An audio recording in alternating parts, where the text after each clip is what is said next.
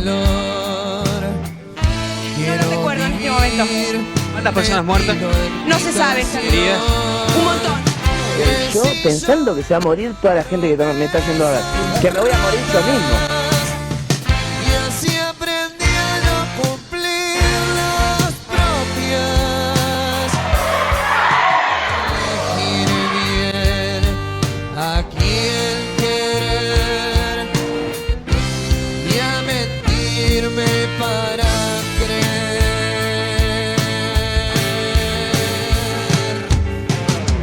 Voy a hacer base acá. A la pena de 20 años de prisión, accesorias legales y costas. Murió el hombre que fue condenado por la peor tragedia no natural de la Argentina.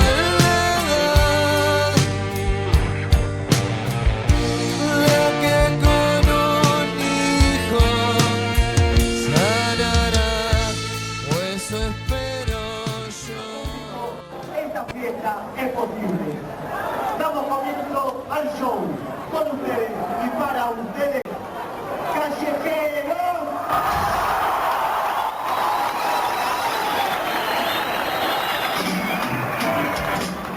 ¿Se van a portar bien? ¿Se van a portar bien? Esa fue la advertencia que Patricia Fontanet dio a su público antes de comenzar. Distinto era el tema con el que Callejeros iba a dar inicio aquella noche del 30 de diciembre de 2004.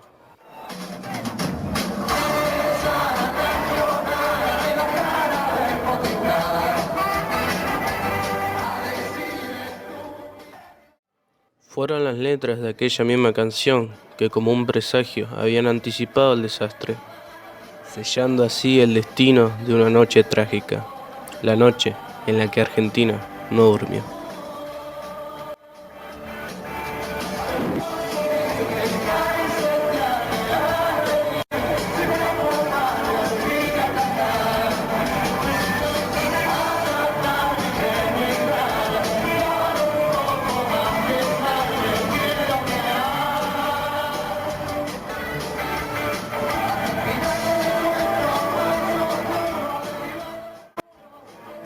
En ese momento se logra ver el chispazo generado por una candela que utilizó un oyente.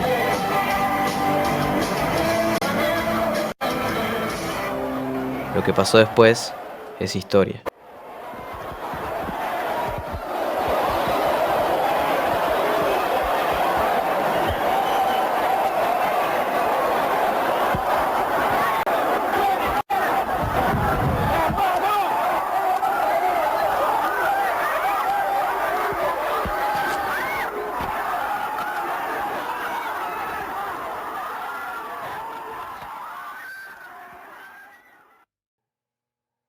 Bueno, ese día lo que me acuerdo que me avisa mi papá.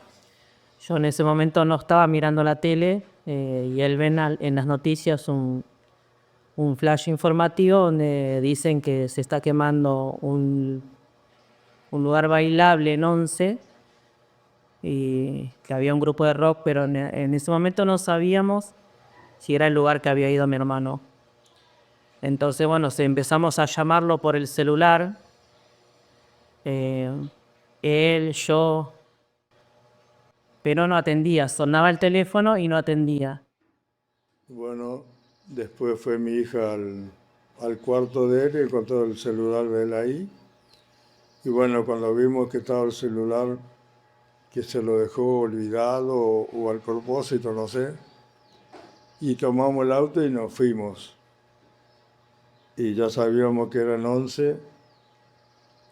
Más o menos el lugar, y bueno, y nos fuimos para allá, junto a mi yerno, mi hija y el papá de la novia de él en su momento, y nos fuimos a la zona de Once. En ese momento decidimos ir hasta el lugar, mi papá con el auto, mientras íbamos viajando, pusimos la radio y bueno, ahí iban informando a las víctimas que iban pasando en ese momento, que de una empezó a sumarse mucho más y bueno, en ese momento la desesperación de llegar al lugar, no saber con qué encontrarnos en ese momento.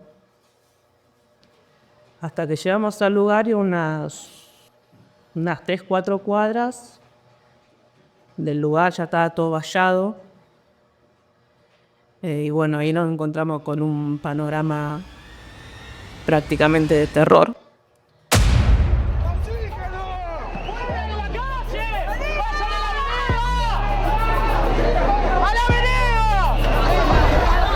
Ver gente tirada.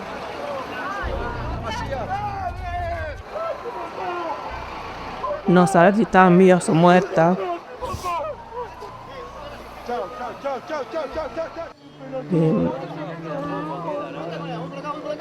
La desesperación de encontrar a mi hermano.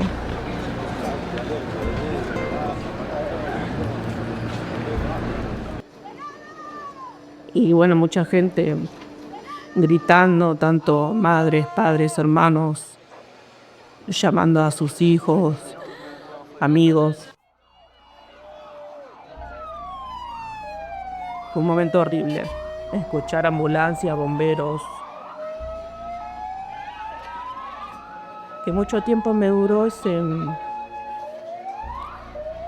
ruido. Me costaba mucho escucharlo porque como que me volvía al lugar en ese día. Como dije yo en el libro que se escribió ahí para Cromañón, que era de película de terror, parecía. Era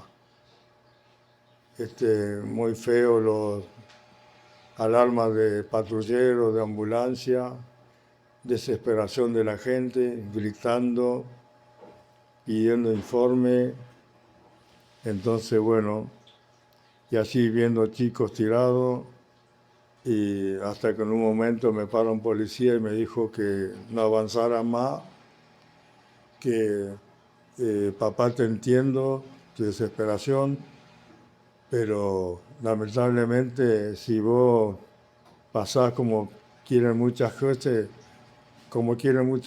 no podemos trabajar tranquilo. Yo en ese momento salto una valla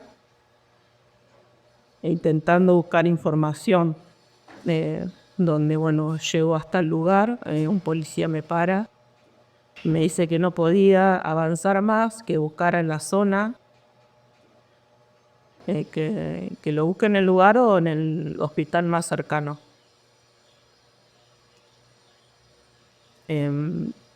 Bueno, empezamos a buscar y bueno, ver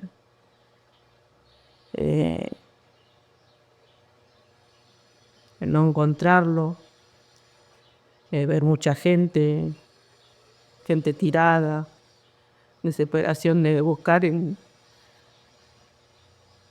cada rostro.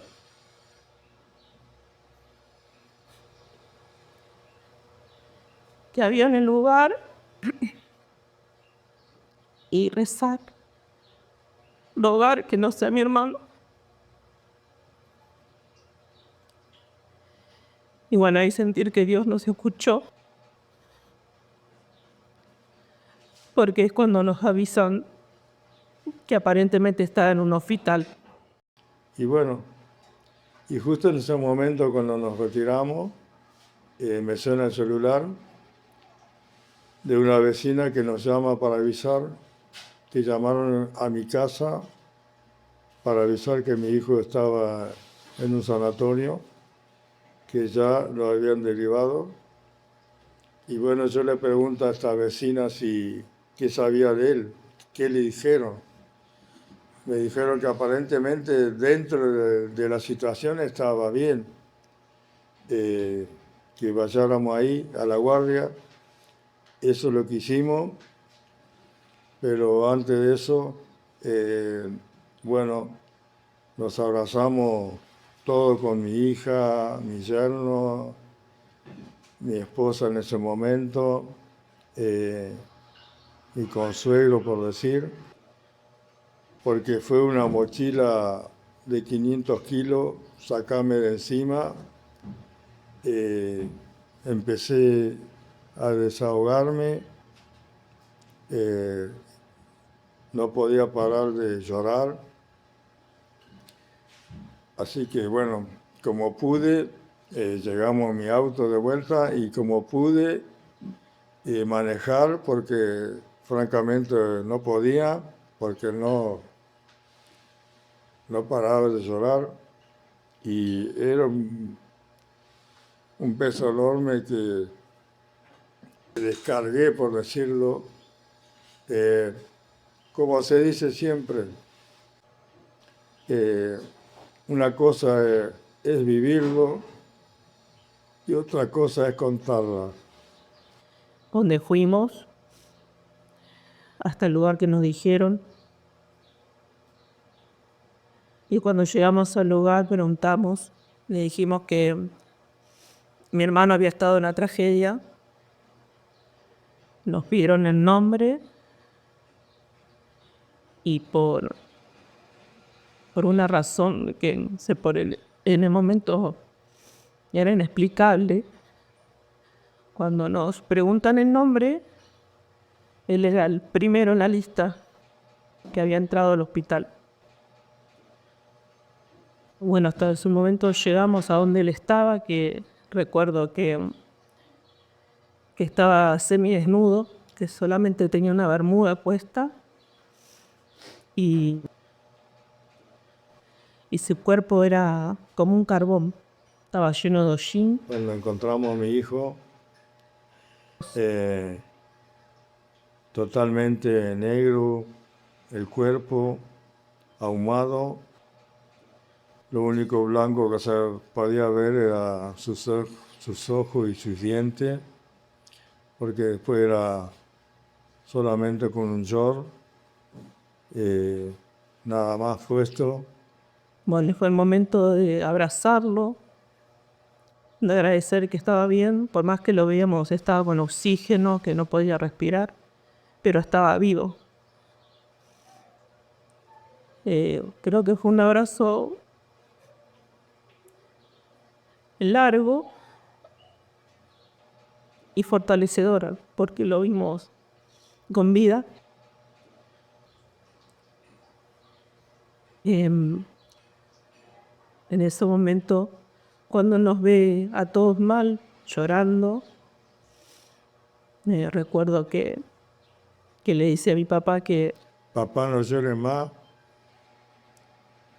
quédate tranquilo, que estoy vivito y coleando. Y le digo, hijo, pero no sabes lo que pasa allá afuera, es terrible. Y él me dice,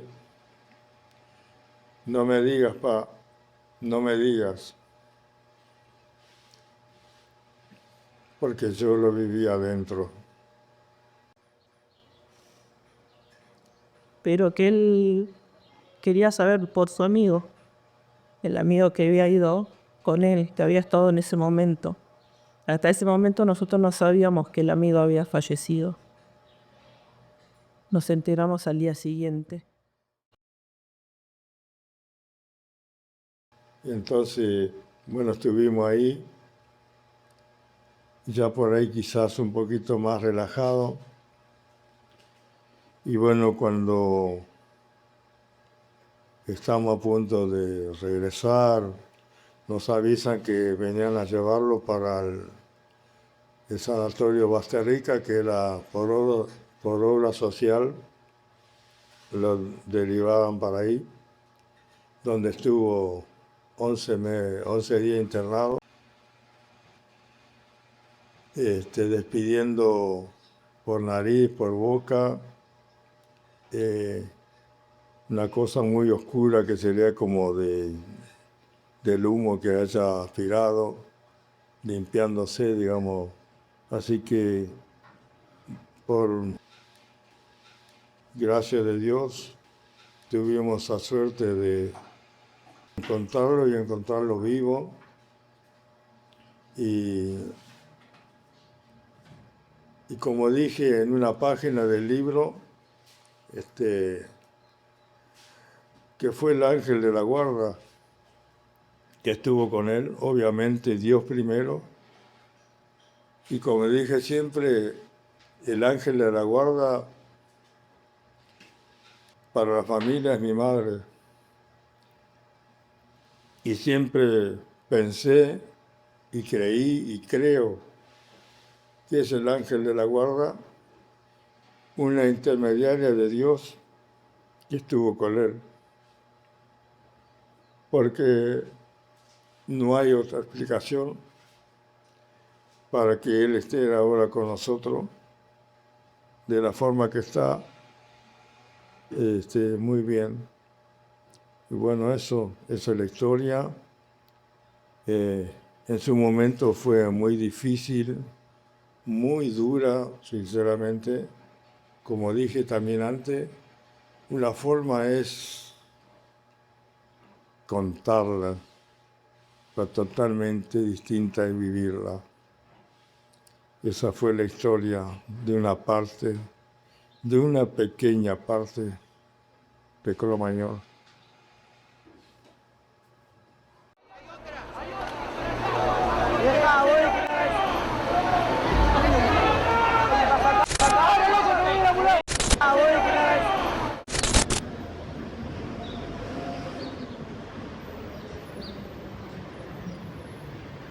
El día de hoy nos encontramos en la estación de Once, lugar en el que ocurrió la tragedia de Cromañón.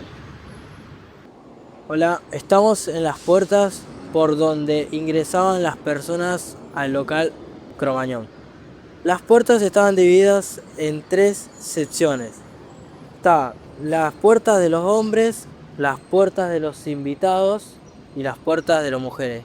En cada puerta había un grupo de 3 personas, porque tenían que inspeccionar a las personas que ingresaban al local, para que no pudieran entrar con pirotecnia ni nada que les perjudique el local. Por investigaciones se dedujo que por la puerta de invitados fue por donde pudo haber entrado la pirotecnia, ya que no se los inspeccionaba al igual que los demás. Acá vemos que este era el ingreso para Cromañón y por esta puerta ingresaban las mujeres para ser inspeccionadas antes de entrar al local. Acá tenemos lo que era la entrada al hotel, que estaba vinculado con el salón de Cromañón, y a su vez acá tenemos la famosa puerta del garaje, donde estaba también la salida de emergencia. Salida de emergencia que se encontraba bloqueada por ataduras de alambre y candados. Esa salida de emergencia fue en la que más fallecieron las personas, porque dentro de toda la oscuridad lo único que se veía era la luz de esa puerta. Bueno, y a continuación los dejamos con una entrevista de uno de los sobrevivientes de Cromañón, Carlos Castillo. Hola, buenas tardes. Me llamo Facundo Jiménez, de la escuela número 69, Saracobacho. Y hoy tengo la gratitud de poder entrevistar a mi tío, Carlos Castillo, sobreviviente del 30 de diciembre de 2004. Bueno, antes que nada, quería agradecerte por venir acá y poder contarme tu historia, no solamente a mí, sino a toda la gente que va a ver la entrevista. Yo creo que es algo fundamental, ¿no? Para honrar la memoria de aquellos chicos que fueron y no volvieron. Y para generar conciencia sobre la gente, más que nada. Muy bien. No tenés nada que agradecer. Para empezar, bueno, quería más o menos que me cuente cómo fue en aquel entonces el boom que tuvo Callejeros, cómo te enteraste vos que iba a tocar allá la banda y cómo tengo entendido que fuiste con un amigo. ¿Cómo surgió de ese vamos a ir a ver a Callejero? Bien, yo empecé a escucharlo gracias a mi amigo, que en su momento, en aquella época, se usaban cassette. Sí. De un lado tenía grabado la banda Los Gardelitos y del otro lado Callejeros. Ahí conozco la banda, antes que sea el boom. Después la empezamos a seguir, ella lo veía, lo iba a ver desde antes. Claro. Después yo lo acompañé, lo empezamos a ir a ver, a seguirlos. Después en ese transcurso que lo empezamos a ver, sale un tema en la radio, que es Una nueva noche fría. Y con ese se hizo conocida la banda. Ese tema fue hit en todos lados. Ahí entonces empezó el boom, digamos. Claro. Y ahí se empezó a escuchar en todos lados ese tema particular y después empezó a promocionar su disco y ya fue el boom. Y ahí empezaron a tocar en lugares más grandes. Y, anterior a eso creo que habíamos ido a excursionistas, a obras. Y después bueno, surgió ahí en Cromañón. Y ahí fui como conocí la banda. Mediante un cassette que me prestó él para que conozca la banda y empezamos a seguirla. Pero el boom vino después, que con ese tema. Se empezó a escuchar en la radio, en todos lados. ¿Tú entendías que él conocía, no? El Pato Fontanet. Sí, él era músico también, tenía una banda.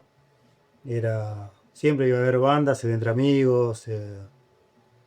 Iba de un lado para el otro conociendo bandas, entre músicos se conocían y en esa ida y vuelta de los lugares donde iba él, conoció a callejeros, cuando llegaba hace 20 personas, 30 personas, hacían zapadas, tocaban un poco cada uno. Y después, bueno, la banda fue creciendo. Y bueno, y antes ya se hizo conocido Callejero, pero ya los conocía desde antes.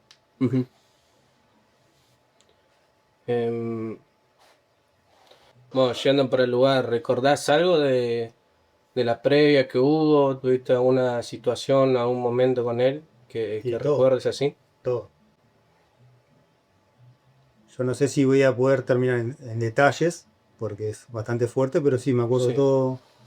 Desde que laburamos en diferentes lugares, de por cuestión de tiempo no podía comprar la entrada, se la compré yo. Nos encontramos en Morón, fuimos a un kiosco a comprar una cerveza, nos subimos al tren, fuimos a 11, ya teníamos entradas anticipadas, entonces cuando llegamos a 11 estaba lleno de gente comprando las entradas. Sí. Y como nosotros ya teníamos entradas, fuimos a brindar.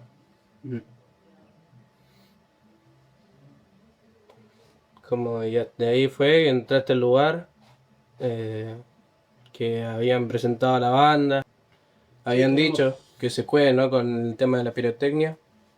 Sí, entramos temprano, medianamente temprano, ya había otra banda anterior, Ojos Locos. Sí. Había bastante gente en la entrada, te palpaban, te hacían sacar las zapatillas. Y después, bueno, estuvimos un rato ahí mirando Ojos Locos, terminó, arrancó la banda, habrá durado 50 segundos el recital. Sí. Repetían obviamente varias veces el de que no se prendan bengalas porque en el techo había sombra. Pero bueno, había mucha gente que no estaba muy consciente, digamos, estaban borrachos, drogados. Claro. No eran conscientes, por más que le repita 10 veces no iban a entender. Pero bueno, duró 50 segundos el recital. Cuando sucede todo eso. Había solamente tocado el primer tema y a los 2 minutos ya se había cortado el audio, se había cortado la luz. Tal cual. ¿Qué recordás de ese momento? Y nosotros estábamos ahí adelante de todo, ahí contra las vallas, y cuando se apaga el sonido pensábamos que había un problema de sonido. Claro. Pero después cuando empezamos a escuchar gritos de atrás, nosotros estábamos mirando el escenario. Empezamos a escuchar gritos de atrás y ahí nos dimos vuelta y ahí nos dimos cuenta de lo que pasaba, que se estaba prendiendo fuego. Y ahí nos quedamos medio choqueados, porque no sabemos qué hacer, porque la salida estaba del lado donde estaba el fuego. Estaba el escenario y en el contrafrente sería la entrada. Nosotros estamos en el escenario, así que no. Es como que se había cortado la salida y ahí nos quedamos medio choqueados. Pensamos que era un próximo sonido, pero en realidad se estaba prendiendo fuego.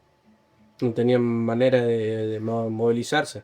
No, porque cuando reaccionamos y quisimos salir, había como una bandera prendida a fuego y cae como una lluvia de fuego.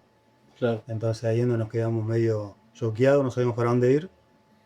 Y en un momento baja el Pato, cantante de la banda, y me agarra el brazo, me sacude y me dice que hay otra salida de atrás del escenario.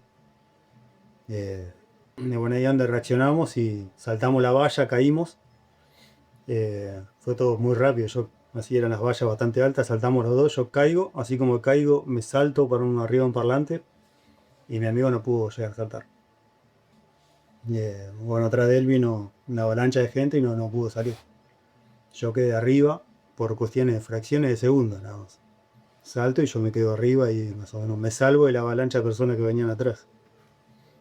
Y eso fue muy cuestiones de segundos, fracciones de segundos. Bueno, y donde empezó a suceder que se corta la luz, empezaron los gritos, el humo, gritos de gente, de todo. Lo que vos te puedas imaginar es de todo. El monóxido de carbono, que es el humo del plástico, que no te hace doler nada, pero te empieza a agarrar sueño. No sé, yo me empecé a agarrar sueño, se corta la luz, pierdo la noción del lugar porque no se veía nada, me empieza a agarrar sueño y ya me resigné. Claro.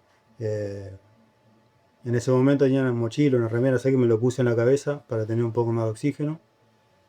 Y ahí sé que vienen a rescatar con una linterna, siento que me iluminan el pecho, me agarran el brazo y me sacan.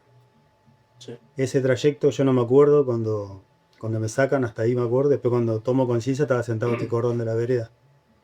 Ese trayecto no me acuerdo porque habré estado inconsciente. Sí. Yo investigando, vi un par de testimonios en el que la gente que había llegado a salir primero fue a ayudar a los bomberos que trataban de abrir la puerta de emergencia que estaba con candado. Sí. Decir que por ahí pudiera haberte sacado cuando abrieron las puertas. No sé, yo estaba de la otra punta, estaba casi cerca del escenario yo. Claro. Entonces nosotros optamos salir por atrás del escenario porque el cantante Pato nos dijo que había una salida atrás del escenario, por eso saltamos. Sí. Y esa era la otra salida, que por ahí no era conocida. Claro, era un pasillo. Era un pasillo. Yo no me acuerdo porque yo estaba inconsciente, no sé cómo salir de ahí, pero sé que las otras puertas no todas cerradas. Y nosotros tuvimos esa suerte de poder salir por atrás. Yo tuve esa suerte de poder salir por atrás. Claro. En realidad me sacaron porque yo ya Sí. no veía nada. Sí, porque las puertas delante, que es por donde entró la gente, eran seis puertas chicas, como de cine. Sí. Y de esas 6 que ya estaban cerradas cuando había empezado el recital, solamente llegaron a abrir 2. Y por ahí salió la mayoría de la gente. Y después ya cuando se abrió la supuesta salida de emergencia es donde ahí entraban para rescatar a los que habían quedado adentro. Sí. Yo en realidad mucho, después de lo que me pasó, yo jamás miré un video de lo que pasó. Nunca. Nunca, porque yo sé que por ahí había muchos videos en YouTube, había muchas imágenes, videos, todo, pero jamás volví a ver nada de eso. Por cuestiones personales mías, de que primero me hacía mal y segundo yo tenía que estar bien. Y si me hacía mal, no la podía soportar. Inclusive me llevó muchos años.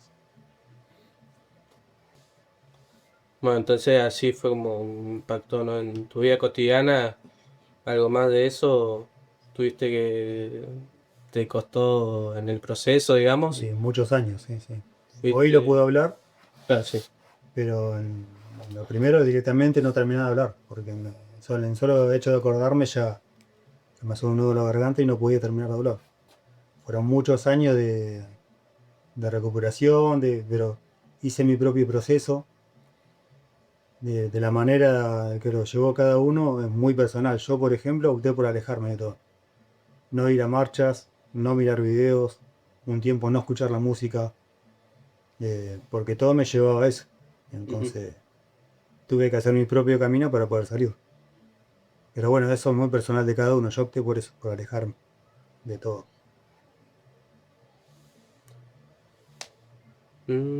¿Sentís que de algún modo Sergio te salvó la vida? ¿Vos lo sentís así? Fue al revés. Al revés.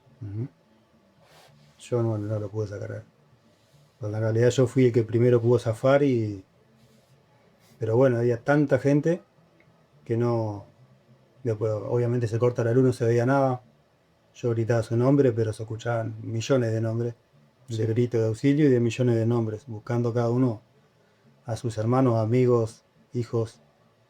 Era un millones de gritos de todos lados.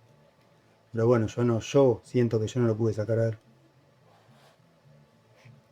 Una vez que terminaste, ¿no? Todo ese proceso con vos, ¿qué ¿Qué aprendiste vos mismo? ¿Aprendiste algo del valor de estar vivo, de estar ahí? Sí. El-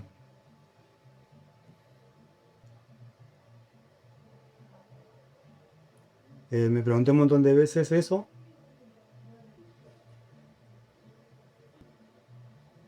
De por qué yo y no él.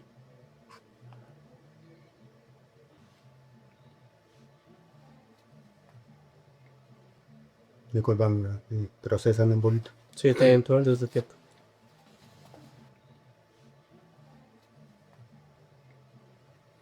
Fue una de las preguntas que siempre me hice, que pasaron varios meses, hasta un año.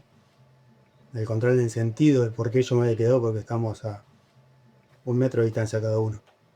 Pudo haber sido yo, pudo haber sido él, estábamos pegados todo el tiempo, estuvimos. Y fue esa fracción de segundo que yo pude girar y él no, y eso fue lo que separó la vida uno del otro. 1 metro, medio metro, no sé. Y eso yo siempre me lo pregunté, por qué yo me quedé y por qué no él. Y al año me enteré que ibas.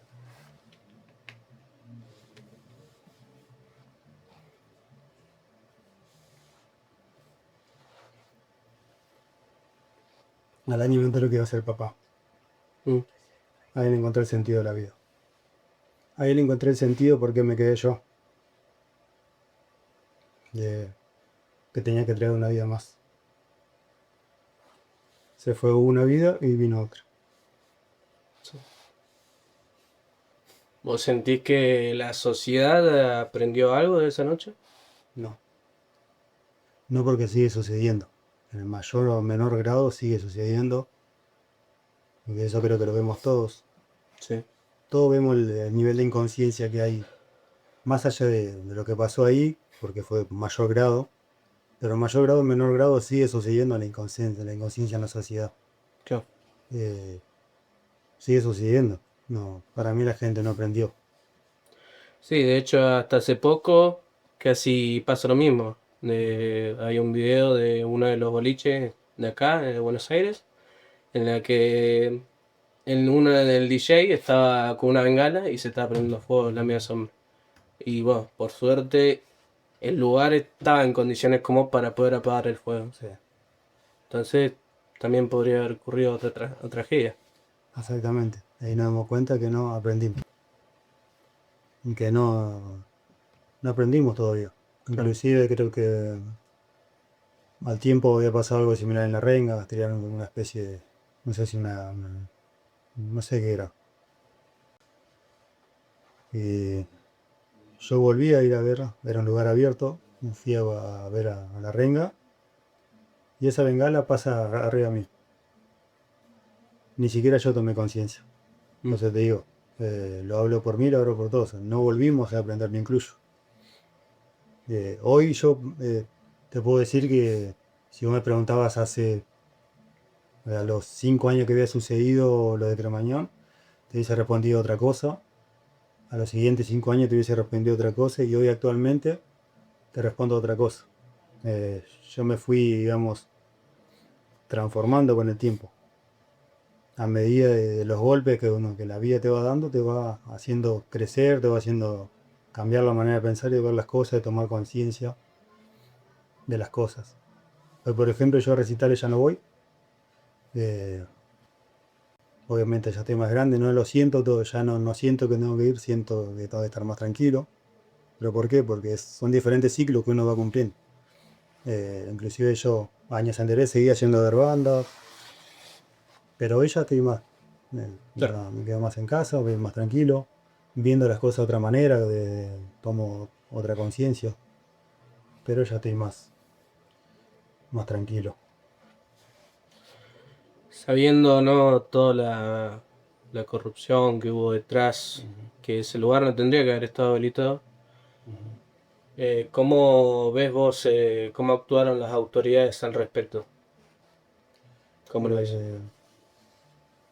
De eso yo no tengo mucho conocimiento porque no seguimos, como te digo, yo me alejé de todo. Claro. No tengo mucho conocimiento, pero yo creo que hasta el día de hoy sigue sucediendo el tema de la corrupción. Fue antes de Cromañón, durante Cromañón y después de Cromañón y actualmente sigue estando la corrupción, está en todos lados. Como digo, mayor o menor grado sigue estando la corrupción. Inclusive ya es un problema cultural que tiene no solamente Argentina, sino Sudamérica. Inclusive a nivel global. La corrupción siempre está en cualquier tipo de casos. Y no va a ser excepción Cromañón. Y siempre hay intereses de por medio, hay muchas cosas, obviamente que no se dicen, pero hay muchos intereses de por medio. Por eso la corrupción nunca va a acabar porque es un problema cultural. El cambio que tiene que haber es cultural. Cuando lo cultural cambia, las cosas van a empezar a cambiar. ¿Vos pensás que la banda tuvo la responsabilidad de lo que pasó? ¿Sentí que fueron justas las condenas que recibieron los músicos, los funcionarios públicos, los organizadores del evento? Para mí, es un tema muy puntual mío, mi punto de vista es todos somos culpables. Te vuelvo a repetir, el problema es cultural. Desde la ignorancia de la gente que lo fue a ver, me incluyo, desde la ignorancia de la banda de no saber dónde ir el lugar donde se metió para ir a tocar, desde la corrupción, desde el Estado, hasta los dueños local, hasta los managers y todos los que están involucrados, todos ellos sabían que el lugar no estaba habilitado para tocar. Volvemos al tema de la corrupción, que ese lugar fue abierto y habilitado por corrupción. Está el dueño del lugar, que sabía que no estaba habilitado, los políticos y todos los responsables sabían que no estaba habilitado, pero por medio de la coima, como hasta el día de hoy sigue funcionando, se habilitó. Pero en algunos casos no pasa nada hasta que pasa. No pasa nada hasta que pasa. Y esta vez pasó. Sigue pasando en otros aspectos, en menor grado, pero sigue sucediendo. No podemos mirar por otro lado porque sigue sucediendo. El tema de corrupción sigue existiendo. Hasta el día de hoy ya pasaron 20 años y fue antes de Cromañón, durante Cromañón y después de Cromañón. Sigue sucediendo. Bien. Ya para cerrar, ¿no? Si tuviera la posibilidad de verte sentado a vos en esa vereda cuando saliste, ¿qué le dirías? Le diría que nada tiene significado excepto que vos le das. El significado que vos le des a las cosas te puede anclar o te puede impulsar. En lo que sea. Yo me pude haber tirado a seguir llorando toda la vida y lamentándome. Depende del significado que yo le dé. Yo le puedo dar el significado de por qué me pasó a mí y seguir anclado en eso, o darle otro significado y fortalecerme, hacerme más fuerte y seguir hacia adelante ante las adversidades o todas las cosas que te puedan llegar a pasar. Inclusive después de eso me siguieron pasando cosas y gracias al significado que yo le di, me detuvieron por un tiempo, pero con el tiempo me impulsaron porque yo le cambié el significado a las cosas. Esa es la diferencia. Y eso yo le diría a ese pibe de 21 años, que le cambie el significado de las cosas a su favor. Bueno, gracias. Porque, bueno, yo hasta el momento no tenía esa conciencia de entender lo que era tenerte acá. Yo quizás no era tan consciente hasta que investigué, escuché lo que tenía que escuchar. Gracias.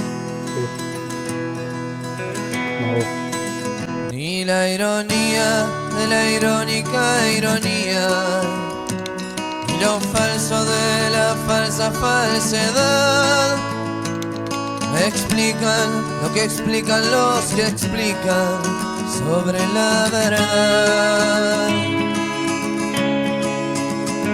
Soy un muerto encerrado en un cuerpo vivo. Soy un vivo que hace tiempo se murió. Solo siento, pero siento sin sentidos. Solo hay descontrol. tu suerte siempre réstale una duda. A esa duda